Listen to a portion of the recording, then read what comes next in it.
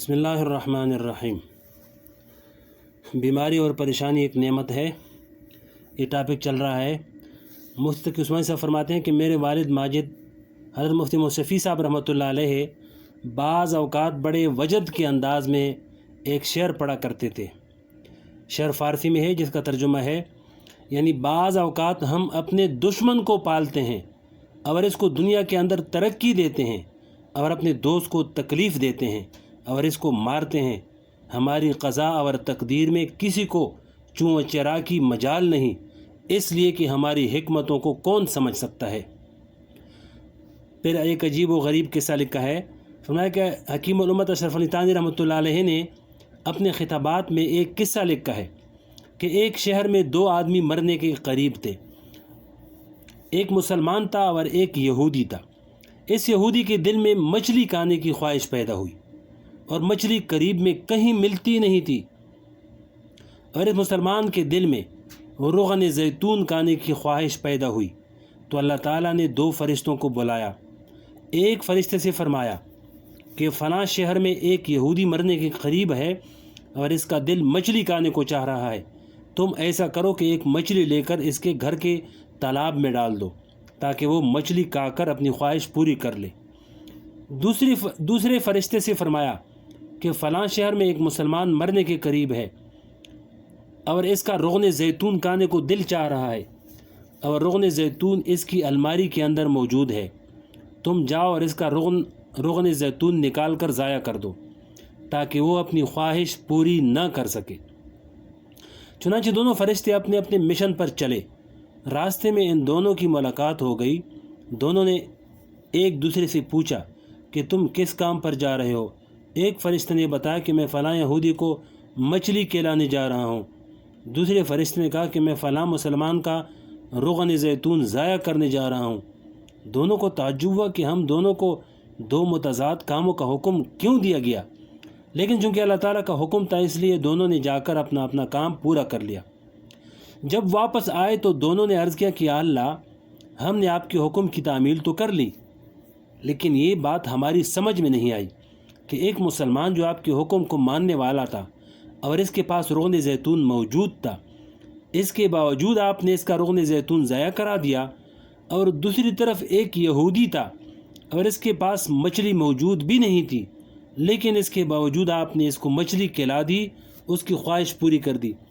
इसलिए हमारी समझ में नहीं आई कि ये क्या किस्सा है। अल्लाह ताला ने जवाब में फ़रमाया कि तुमको हमारे कामों की हिकमतों का पता नहीं है।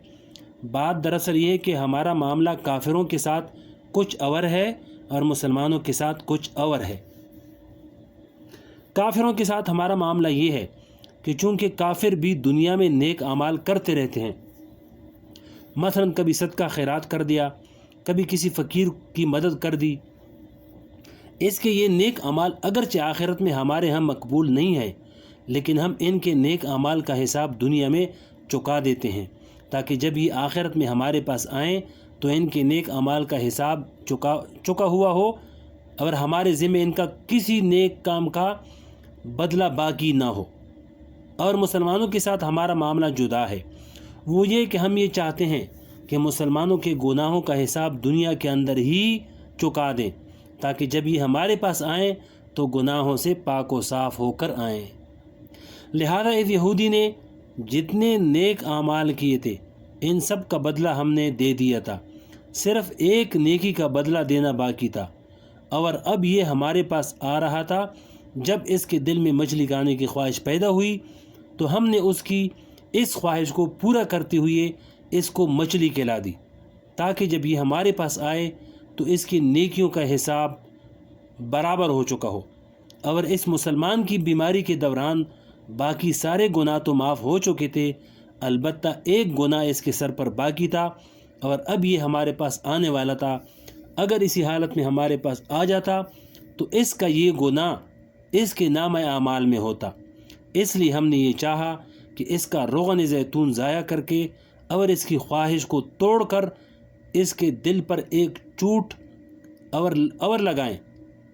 अवर लगाएं और इसके ज़रिए इसके एक गुनाह को माफ़ कर दें ताकि जब ये हमारे पास आए तो बिल्कुल पाक व साफ़ होकर आए। بہرحال اللہ تعالیٰ کی حکمتوں کا کون ادراک کر سکتا ہے؟ کیا ہماری یہ چھوٹی سی عقل ان حکمتوں کا احاطہ کر سکتی ہے؟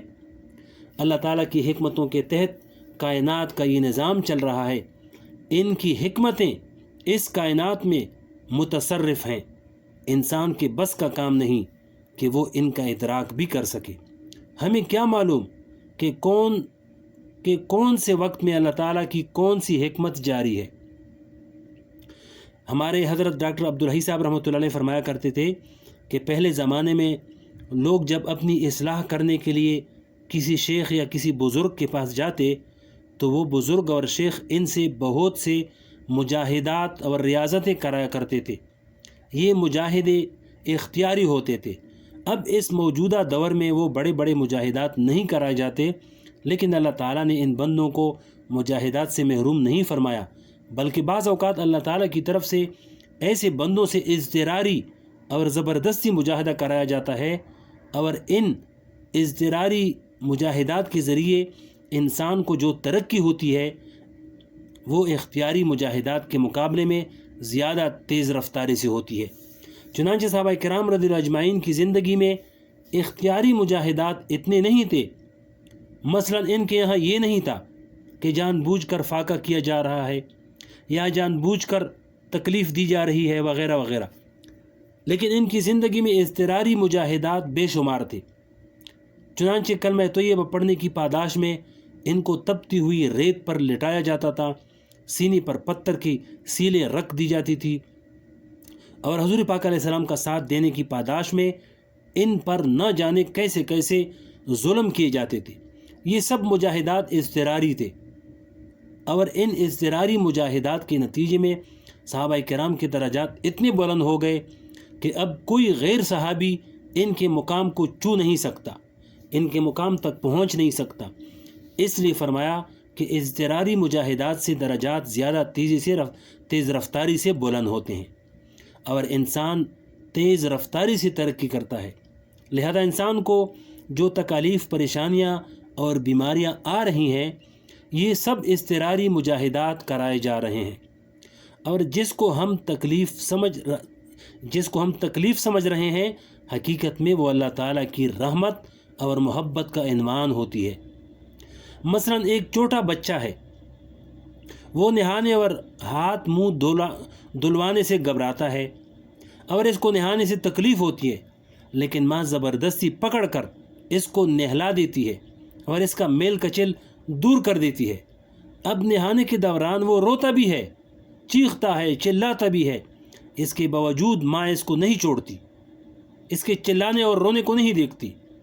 اب وہ بچہ تو یہ سمجھ رہا ہے کہ مجھ پر ظلم اور زیادتی ہو رہی ہے، مجھے تکلیف پہنچائی جا رہی ہے، لیکن ماں شفقت اور محبت کی وجہ سے بچے کو نہلا رہی ہے، اور اس کا میل کچیل دور کر رہی ہے، اور اس کا جسم صاف کر رہی ہے۔ چنانچہ جب وہ بچہ بڑا ہوگا، اس وقت اس کی سمجھ میں آئے گا کہ یہ نہلانے دہلانے کا جو کام میری ماں کرتی تھی وہ بڑی محبت اور شفقت کا عمل تھا، جس کو میں ظلم اور زیادتی سمجھ رہا تھا۔ اگر میری ماں میرا میل کچیل دور نہ کرتی تو میں گندہ رہ جاتا۔